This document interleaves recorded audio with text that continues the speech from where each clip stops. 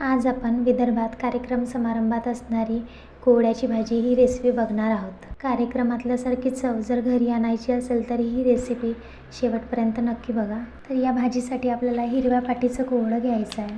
मी इथे कोहळं कापून घेतलेलं आहे आणि त्याला 2 ते 3 पाण्याने स्वच्छ धुवून घ्यायचं। चणा डाळ 4 तासाच्या अगोदर भिजू टाकलेली होती। तर भाजीला ग्रेव्ही करण्यासाठी मी इथे 1 कांदा, 1 टोमॅटो, 2 मिरची, आलं, लसूण, कोथिंबीर आणि थोडं खोबरं घेतलेलं आहे।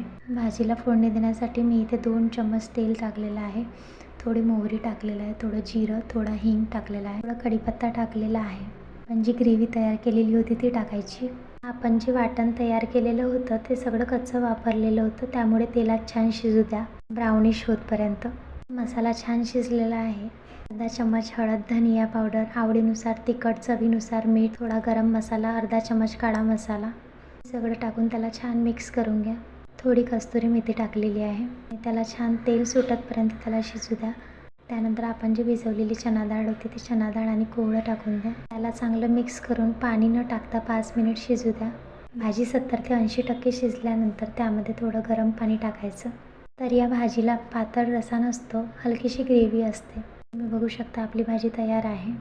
तर तुम्ही पण ही रेसिपी नक्की ट्राय करा आणि व्हिडिओ आवडला असेल तर लाईक, शेअर आणि फॉलो करायला विसरू नका।